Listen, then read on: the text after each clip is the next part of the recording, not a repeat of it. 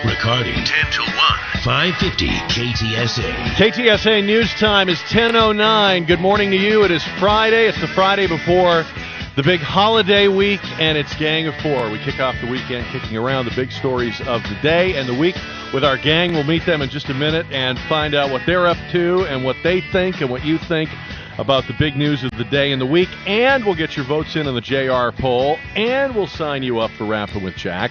And later, father and son write a book about this incredible experience they say they have shared, but you'll have to decide if this really is all they say it is or if this is another balloon boy story. That'll be in our 12 o'clock hour.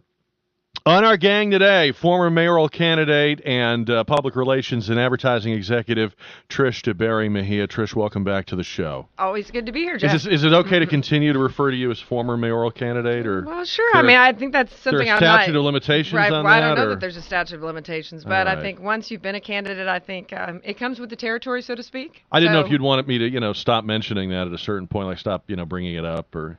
to forget about it, or sure. Well, it is your show, Jack. Oh, okay. So well, I will leave that up to you. I guess until you run for something else, right? Well, perhaps it could happen. Yeah. Well, right? I have said it has to be the right time and the right opportunity. Is 2011 feeling like the right time? Well, I don't know. I mean, on the campaign trail, I said I was not a professional politician, and I'm not a professional politician, so I'm not going to run for just anything and everything that's out there. I think, you run for an office if your heart's in the right place and you're doing it for the right reasons. It's because you're passionate, about the position. Always been very passionate about San Antonio, which is why the mayor's, seat was very attractive. I really felt passionate about the city and felt like I could make a difference. So we'll see. What's new in the PR world? Work is busy. Just wrapped up the San Antonio Independent School District bond election. Very successful. Right. We didn't want to win that by just a squeaker. We wanted to win it by a mandate. And definitely I think 66%.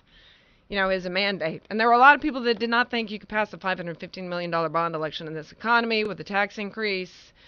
But I do think that folks in this community really see the value associated with education. So I'm particularly gratified with that race because of the impact it will not only make within the district that I think desperately needs it, but the trickle-down effect as far as the inner city.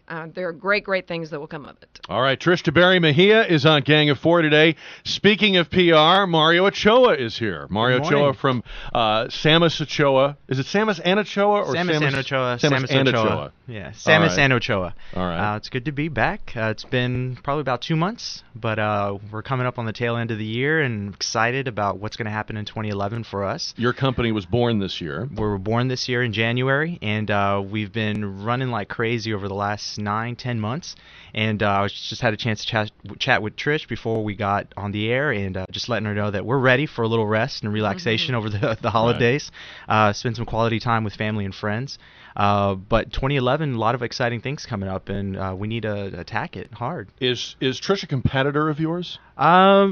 I think we compete in the same space, but I think Trish and I have both had a chance to sit down and chat over the last several months when we first got started, and we see a lot of synergy between each other, and I learned a lot from You look from up Trish. to her, right? Oh She's my like a gosh, legend very in much business, so. Right? Very early on in our development, I reached out to Trish, and she was. Can you believe willing... you're sitting next to her right now? Oh, hush. I can believe it. Hush. We've sat next to each other before, but we broke bread, Yeah. and we talked a little bit about our vision as a company and how can we get to the level of GDC, and she was gracious and gave us all the insight that we needed to get to this point and move forward. Well, if you grow too big, she'll have to crush you like a bug. She might have All right, to. Or you know what? I'm just going to have to go to work for him. Or there you Yeah, go. that's right. No, we There partner. you go. Oh, all right. They're playing nice. All right. And making her debut on Gang of Four, we're so excited about this, but not as excited as she is. I mean, she is excited, is Nikki Young. Now, Nikki, by way of introduction, I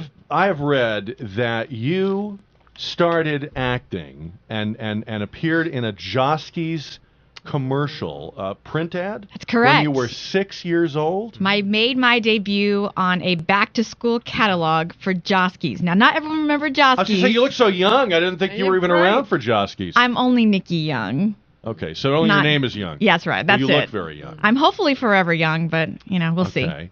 All right, so you are you're an actress. You're what else? I'm a model. You're a model. I do a lot of emceeing and moderating for a lot of workshops and panels throughout the community, and a big advocate for the arts and entertainment. And my company is Prima Donna Productions. Mm-hmm. Some days they let me be the prima donna.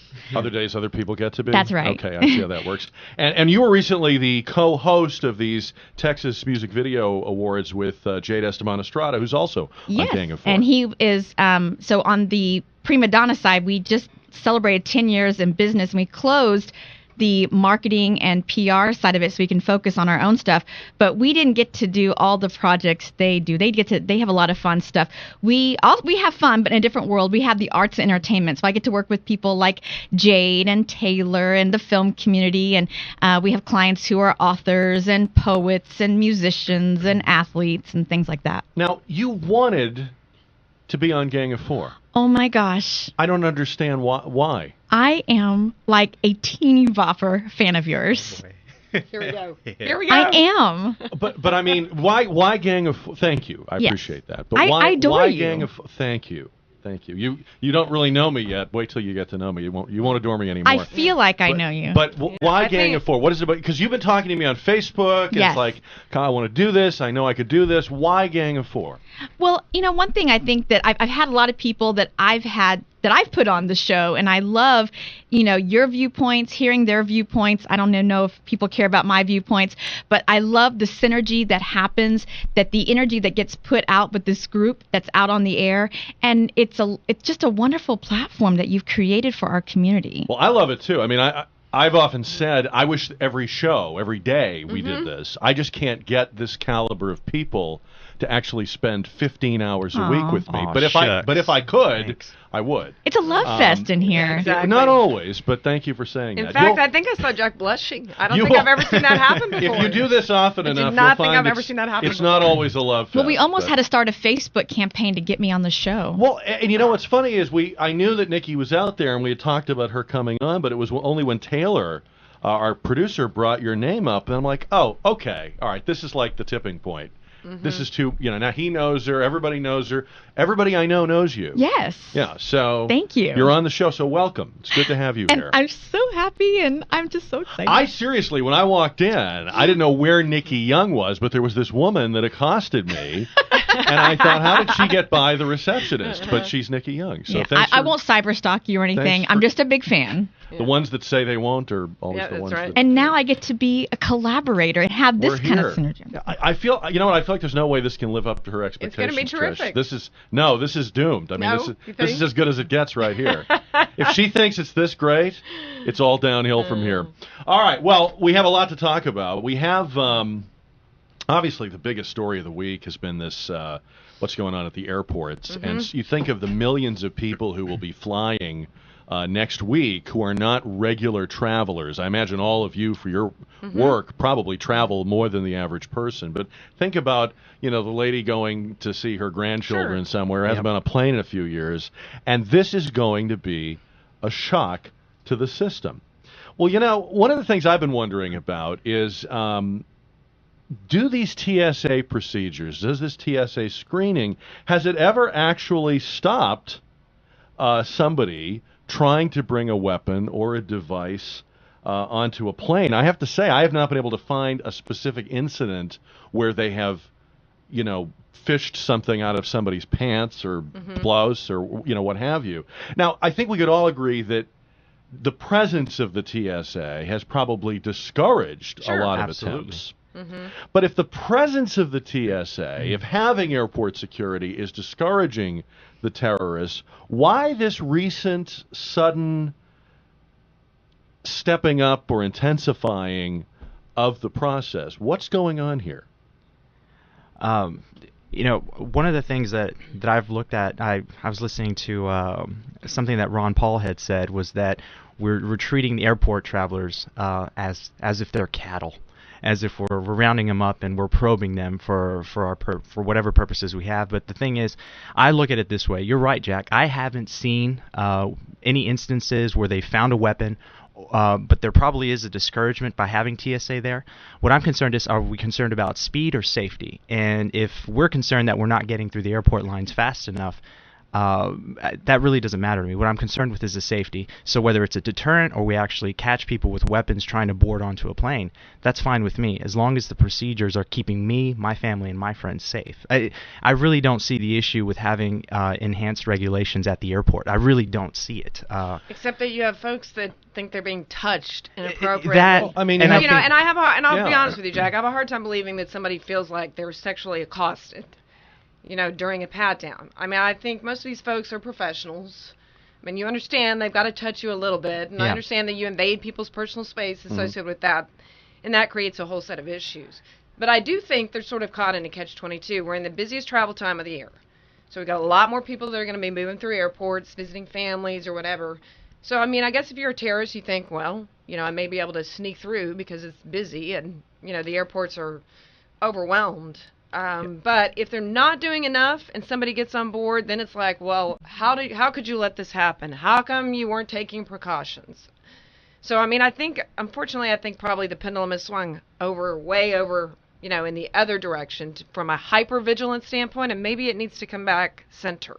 Yeah, I think we've gone to an extreme, being proactive, and then there's the reaction, and, we do need to find that happy medium. But I think, or maybe there's information that we don't know, that something is in the planning that, going to my, I wondered that too. Maybe that we aren't being privy to some of this information, right, and they're being, very cautious, Because it is a very sudden, the combination of very prevalent full body screens, which were only at a few airports initially, and we're going to talk more about those, and then the Gropathon that has started. Yeah. I mean, either Nikki, there's some big dark secret, or how can we not be curious about this? I mean, this needs to be, and I mean, the other question is this the natural progression of all bureaucracies to become more and more invasive and to accrue more and more privileges and rights vis-a-vis us? I mean, maybe if you create a TSA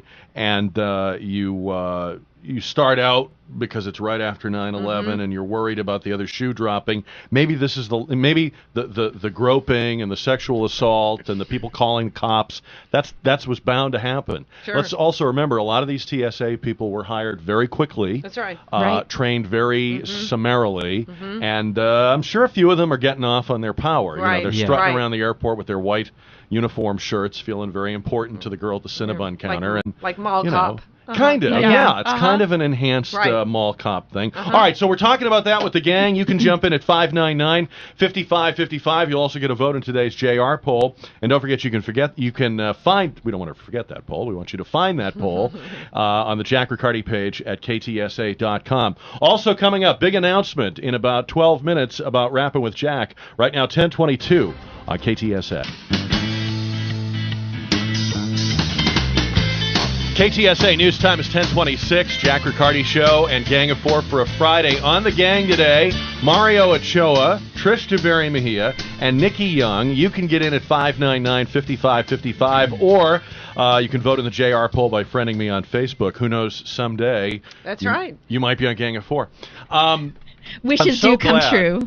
I am so glad there's only 4 of us in the room today. Why is that? Because I just read that 1 out of 5 Americans are mentally ill. Oh, wow. So, phew, man, we just missed. Yes. Oh, my. Did you bring your own photographer with you, Nikki? I did. I have an entourage. I'm a prima That is donna. unbelievable. I've never seen that before. This guy came in and started taking pictures. He was only taking pictures of you. Yeah. So do you document everything you do? Like you go to the store, he takes pictures of you? I'm not like I don't have like my own paparazzi or anything Occasionally like you that. stick your hand in the camera lens. Get away from me!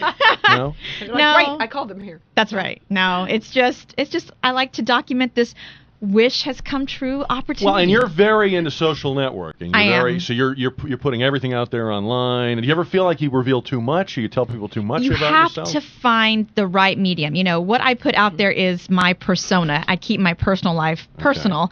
And I just found out that my Twitter page is the second most popular Twitter page in Alamo Heights. Like they have like ranks and stuff. Yeah. And I'm the most followed and the most second most, I guess. Who's number one? I don't know. I got to get that information. Yeah. I just got told, hey, congratulations. I got like all these congratulation notes. I'm like, I don't know how that. Find out who it is. We'll go